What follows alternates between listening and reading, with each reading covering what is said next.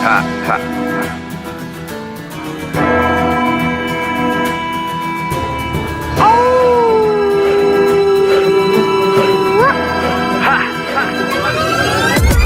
Shields and swords, field of wars, fighting my blood down to the core. Warriors from medieval age, fear the reign of night brigades. Crusades into the room, moving through the temples and tombs. Scared and place, prepare to face Professor Awesome and the minions of doom. Professor Awesome and the minions of doom. Professor Awesome and the minions of doom. Professor Awesome and the minions of doom. Professor Awesome and the minions of doom. Professor Awesome and the minions of doom. A common way for inexperienced writers to try to write a paper or write an essay is, instead of a thesis statement, they like to have the phrase, "In this paper I will," or "In this essay I will."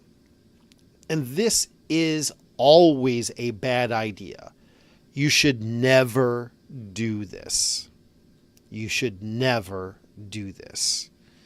Now, right now, some of you are saying like, oh my gosh, but I've heard people do that. Well, there is one small place in academic writing where it's acceptable, but if you're an inexperienced writer, you're not doing that kind of writing, so it doesn't apply to you. And also, there are bad writers out there. So what is the problem with saying, in this essay, I will do blah, blah, blah? The problem is that stands in the place of an argument. That stands in the place of a real thesis. It's acting like it's a thesis, but it's not a thesis at all. It's a false thesis. And so what very often happens is I'll have a student who will say like, no, I have a thesis statement. Here it is. It says, in this paper, I will do blah, blah, blah. And then I say, but what is the blah, blah, blah? If we take off the phrase, in this paper, what are you doing? And it's basically just saying, I will talk about some subject. Well, the some subject talk about doesn't tell us anything, right? Every presidential speech is, I will talk about politics. Right. But presumably you will have a very different perspective on this than your opponent will. I will talk about politics is not helpful, right? If I just said, in this video, I will talk about writing. Okay. What about it? And so it's not even generally speaking a good enough in terms of a narrow topic. And generally speaking, it also is just reflecting the prompt. So if I said, write about the causes of the Civil War, then the student would say, in this essay, I will write about the causes of the Civil War. To which my reply is, number one, that's not a thesis. And number two, you better, because otherwise you just got a 0 because you didn't complete the assignment, right? So it stands in the place of an essay. It stands in the place of a thesis. And so you should never use it in writing.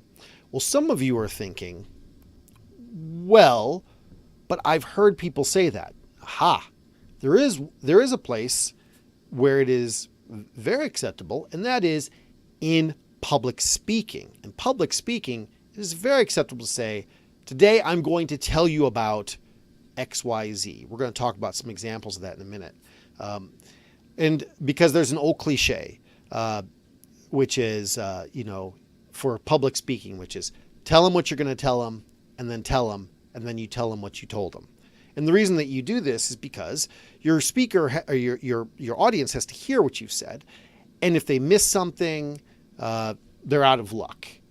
But with a written essay, the reader can go slower. They can go back and reread it. And so through that kind of repetition in writing, you're really just wasting your reader's time. And so a good example of this would be in reporting the news, right? In reporting the news. So you will never find a news article that says, in this article, I will tell you about the big car crash that happened, right? You will never see that in a newspaper article or in a magazine, right? Because professional writers would never do something that foolish. And if you find a professional writer who's doing it, they're either A, doing it ironically, which is more commonly, or B, they're not really a good writer. They are a very poor writer.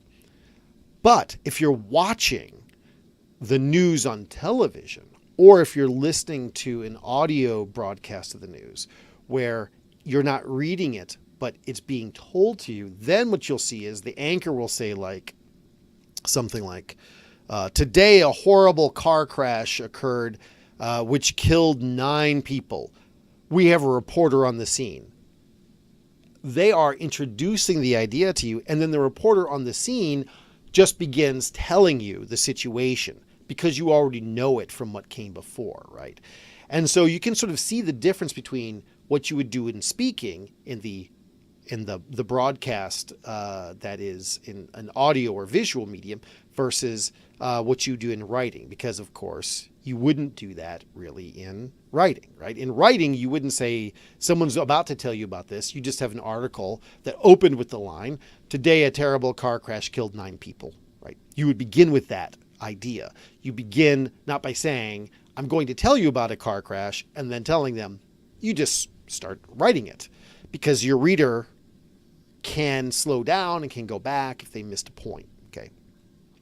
And this question about where do you find this in professional writing? This should be a good sign to you that this is not a good way to approach writing any kind of essay. Because you don't find newspaper articles, magazine articles, you don't find books, you don't find these things where they say in this book, I will do blah, blah, blah. They just do it.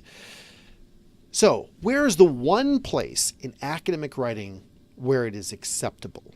Where's the one place? That is in an abstract. So if you read an abstract for a scholarly article or for a book, you very often read, in this study, in this article, we examine XYZ, or in this book, we argue that blah, blah, blah. You'll have this kind of phrase in an abstract. Why? Because the abstract is not the thing itself. The abstract is just a paragraph that says, hey, if you're interested in the whole thing, this is what we're doing. In essence, the abstract is a kind of summary advertisement for the article or for the book that says, here's what it's about, so that you don't have to read the whole thing if it's not what you're looking for. But if it is what you're looking for, you need to know, yeah, this is definitely a thing you need to commit your time to. And that's what it's really doing there. So if you're writing an abstract, then it's perfectly acceptable. Or if you're doing public speaking, it's acceptable. But in any other kind of academic writing, you should never, ever do it. So just remember, in this video, I told you about why not to say these sorts of things.